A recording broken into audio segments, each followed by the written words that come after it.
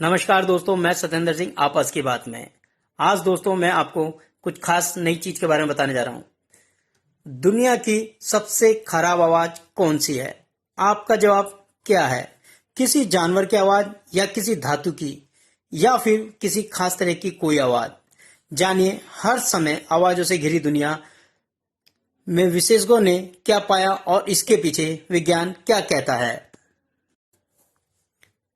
ये सवाल सुनते ही पहला रिएक्शन हो सकता है कि यह तो सब्जेक्टिव है, इसका विज्ञान से क्या लेना देना। बात ठीक भी है, लेकिन वैज्ञानिकों, शोधों और कई लोगों की राय जानने के बाद इस तरह की आवाजें की एक सूची तैयार हुई है। दूसरी तरफ विज्ञान की बात यह भी है कि क्यों कोई आवाज खराब लगती है।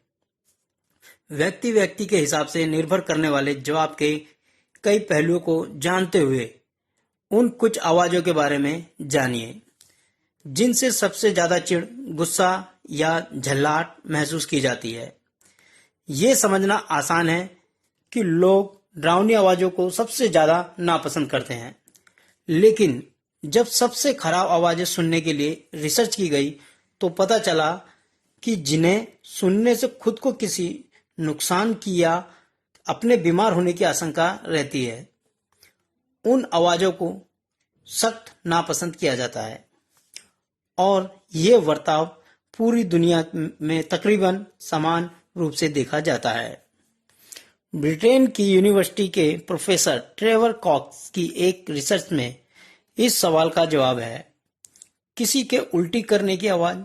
जी हाँ, जाहिर है कि ये एक नापसंद की जाने वाली आवाज और क्रिया है, लेकिन क्या ये सिर्फ पसंद नापसंद की बात है या फिर इसका कोई विज्ञान है? ये भी माना जाता है कि उल्टी की आवाज सुनते ही आपके दिमाग में जो विविध तस्वीर बनती है उससे चिढ़ ज्यादा होती है। कारण जो भी हो, इसे लिस्ट में ज्यादातर टॉप पर रखा जाता है।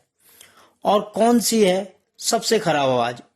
ब्लैक बोर्ड को नाखून से खरोंचने की आवाज, बच्चों के रोने, लोहे की मेज को फर्श पे खींचने, धातु पर धातु के घिसने की आवाज जैसे पटरी पर ट्रेन के ब्रेक लगने की समय होती है, वायलिन खराब ढंग से बजाने, मुंह खोलकर खाना चबाने, डेंटल ड्रिल मशीन, कांच की बोतल पर चाकू घिसने जैसी कई आवाजें इस सूची में रखी गई है। क्यों है ये आवाजें खराब? दिलचस्प बात नोटिस करने की है, इनमें कई आवाजें एक खास किस्म के घर्षण या टकराव से पैदा होती हैं। खैर, जानते हैं कि इन आवाजों से चिढ़ क्यों होती है और इसका क्या वैज्ञानिक पहलू है।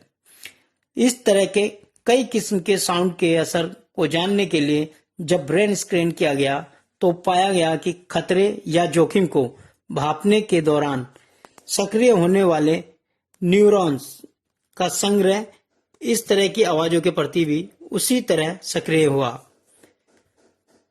विज्ञान की नजर से चिढ़ पैदा करने वाली आवाजों को दो खास श्रेणियों में वैज्ञानिक समझते हैं। एक तो वो आवाजें हैं जो काफी देर तक लगातार बनी रहती हैं, जैसे कोई अलार्म, खर्राटे था या किसी खास मशीन की कोई आवाज।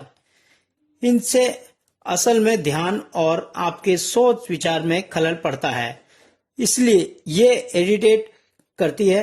दूसरी वो आवाजें हैं जो एकदम से ब्रेन में नकारात्मक प्रतिक्रिया पैदा करती हैं।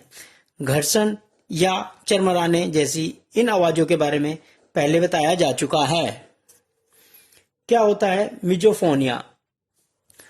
कुछ लोग ऐसे भी होते हैं जिन्हें किसी खास किस्म की किसी आवाज से तकलीफ होती है, जैसे दफ्तर में अगर कोई लगातार टेबल पर पेन खटखट करे तो किसी को बेहद चिढ़ या तकलीफ हो सकती है।